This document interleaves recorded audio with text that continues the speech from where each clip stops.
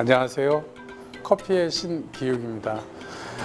반갑습니다라는 얘기를 해야 될까 싶을 정도로 굉장히 추운 겨울이 됐습니다. 날씨도 춥기도 한데 더 추운 일이 생겼습니다. 커피 업계에서는 커피 생두 가격이 역사상 최고치를 매일 경신하면서 가격이 하늘 높은 줄 모르고 있습니다. 그러니까 시쳇말로는 오늘 사는 게 가장 싼 가격이다 할 정도로 계속 가격이 오르고 있는데요. 몇 가지 문제점들이 있습니다. 이렇게 생두가 오르는데 소비자는 체감을 하지 못하는 게 뭐냐면 현재 한국의 경기 상황이 매우 안 좋기 때문에 소비자 가격을 올릴 수 없는 형편이 되어버렸습니다. 그래서 지금 커피 업계 상황은 생두 수입업자 그리고 원두 로스팅하는 업체, 커피숍들이 이 오른 만큼의 가격들을 스스로 흡수하고 그동안의 마진을 포기하는 방법 말고는 특별한 방법이 없이 견뎌내고 있는 상태예요. 그래서 현재의 커피숍들은 매우 수익성이 나빠지고 있는 상황이고 이것은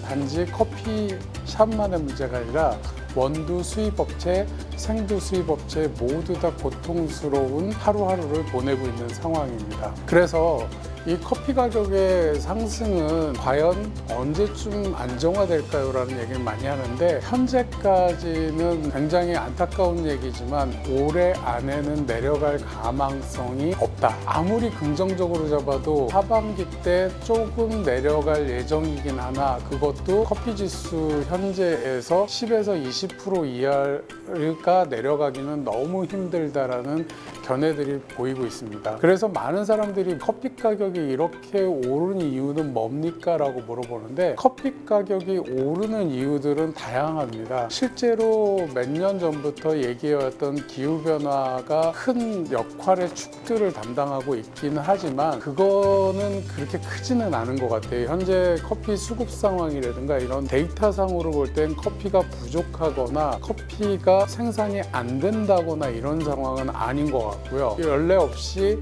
안정적으로 공급되고 있음에도 불구하고 커피 가격이 매우 오르고 있습니다. 이거는 원인이 단 한 가지라고 보이거든요. 전 세계적으로 투기 자본이 선물 시장에 들어와서 투기를 하고 있는 상황이다라고 보십니다. 커피 가격 외에도 카카오, 오렌지 주스 이런 몇몇 특정 품목들 즉 규모가 만만하고 투자했을 때 투자금 회수가 빠른 선물 투기를 하고 있다는 겁니다. 그래서 현재는 커피 가격이 안정되기가 힘든 상황이 되었다라는 얘기입니다. 앞으로 커피 가격들은 어쩔 수 없이 상승할 예정이고요. 그리고 지금까지 감내하면서 커피 가격 오른 것에 충격을 견뎌왔던 원두 업체도 실제적으로 원두를 이제 공급가가 실제적으로 오를 수밖에 없는 형편이 되어버렸습니다. 상반기부터는 거의 대부분의 원두 공급 업체들이 커피 가격을 꽤 많은 폭으로 올릴 예정입니다. 그래서 소비자를 상대로 잔커피를 팔고 있는 카페들이 가장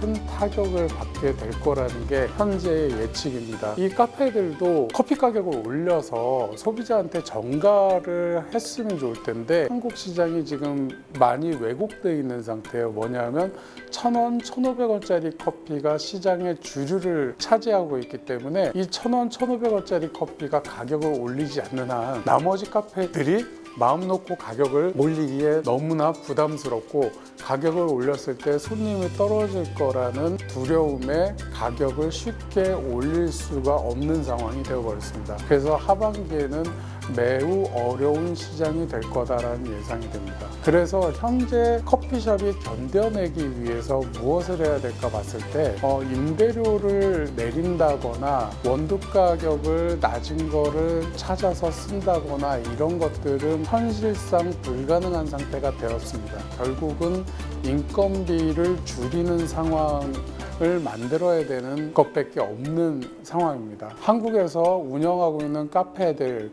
거의 대부분의 카페들이 어떤 수익 구조를 갖고 있나 조금 심도 있게 들여다볼 필요가 있습니다. 많은 수의 커피숍들이 1인 운영을 하면서 한 달에 1,000만 원 이하의 매출을 올리고 자기 인건비 가져가는 정도를 하고 있기 때문에 이런 카페들은 실제로 인건비를 줄인다는 건 자기 생활비 줄이는 거 정도가 되면 될 거기 때문에 사실 큰 무리는 없을 것 같은데, 이제 직원을 두고 운영하는 카페들 같은 경우에 현재 통계상으로 나와 있는 게 직원 한 명당 매출이 500에서 맥시멈 600 정도를 이루고 있습니다. 그래서 보통 3천만 원 정도 나오는 카페들 같은 경우에 맥시멈 매출로 잡았을 때 4명, 4명 반 정도가 근무를 하는 걸로 나와 있고요. 최저 인건비가 올라가게 되면서 실제로 사람 한 명을 고용했을 때 가대보험, 퇴직금까지 생각을 하게 되면 아무리 적게 잡아도 250만 원 정도가 매월 지출되고 있는 상태입니다.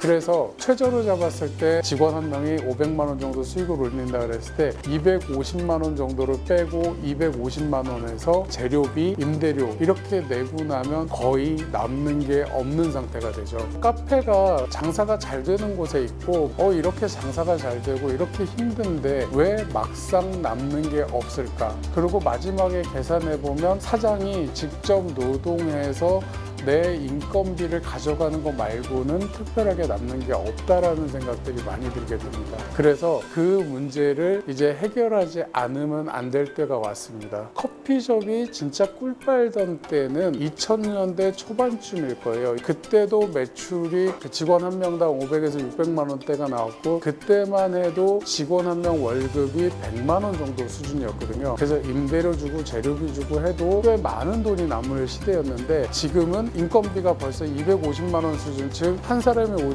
올리는 매출의 절반 정도를 잡아먹는 시대가 되어버렸기 때문에 이거를 견디기는 매우 어려운 상황이 됐습니다. 결론은 인건비를 줄이는 시대로 들어가야 된다. 예전보다 직원들이 더 강한 노동 강도를 견딜 수 있는 시대가 아니게 됐습니다. 왜냐하면 예전보다 노동법도 강해졌고요.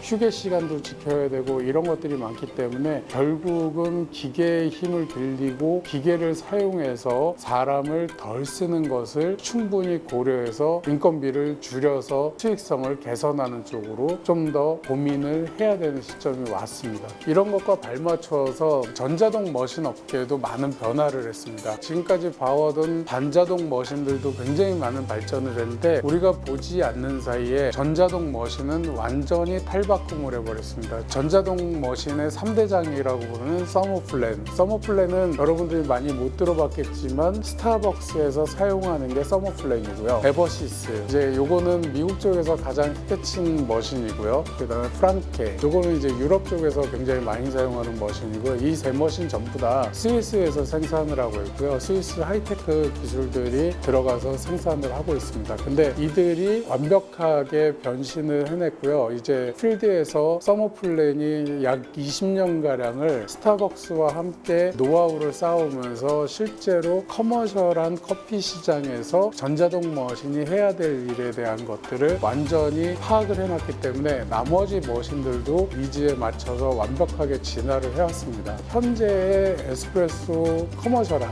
즉 업소에서 쓸 수 있는 전자동 에스프레소 머신들은 완벽한 상태가 거의 다 됐고요. 매장에서 이제 사용하기에 전혀 어려움 없이 충분히 사용하실 수 있는 상태가 되었습니다.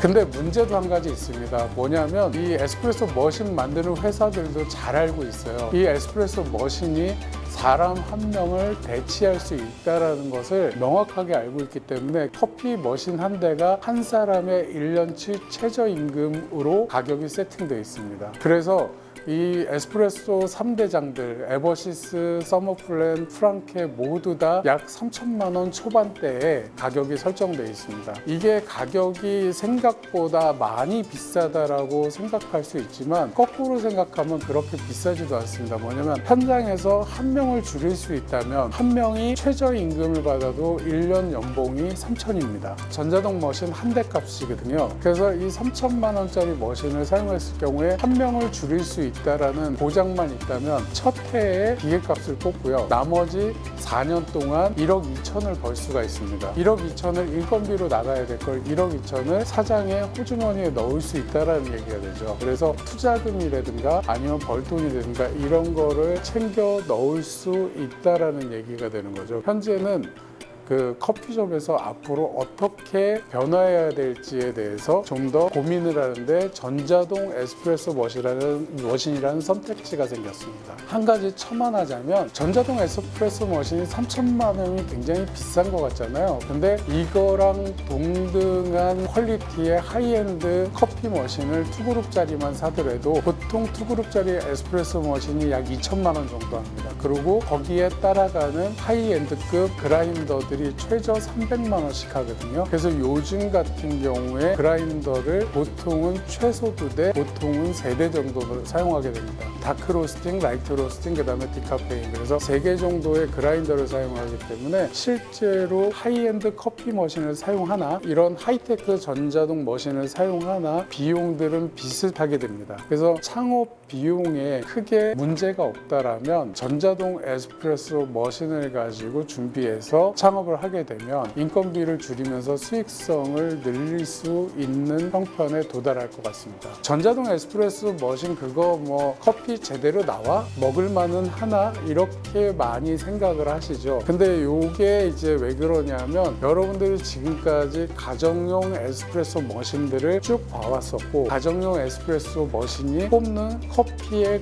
퀄리티를 아시고 있기 때문에 도저히 저거는 상업적으로 커피를 뽑을 수 없다라고 생각을 하시게 되죠. 가정용 커피 머신으로 대표적으로 꼽는 뮤라 같은 것들도 1000만 원대 머신을 가더라도 실제로 에스프레소를 뽑는 것과 거의 똑같이도 흉내를 내지 못합니다. 가정용은 가정용이구나라는 느낌이 나게 되고요. 그래서 많은 사람들이 가정용이나 쓰던 전자동 머신을 어떻게 현장에서 쓸 수 있을까라고 생각을 했잖아요. 근데 그거는 가정용에 해당하는 전자동 머신인 거고요. 커머셜에 해당하는, 즉 업무용으로 쓸 수 있는 에스프레소 머신의 시장은 따로 있었고요. 이 에스프레소, 업무용 에스프레소 머신들은 그동안 굉장히 비약적인 발전을 해왔습니다. 나중에 보여드리겠지만 다른 영상편에서 보시면 세팅에 들어가면 바리스타가 할 수 있는 모든 것과 바리스타가 하고는 싶지만 할 수 없었던 모든 것까지 세팅을 할 수 있고 많은 것을 다룰 수 있게 되어 있습니다. 그래서 한번 세팅해 놓으면 완벽하게 좋은 에스프레소를 뽑을 수 있게 만들어주고 그 커피를 먹었을 때 상업용 하이엔드 머신에서 나온 것과 큰 차이가 없구나라고 느낄 만큼 좋은 커피들을 뽑아낼 수가 있습니다. 이것들은 다음 편 영상들을 보시면서 한번 같이 확인해 보시도록 하시죠.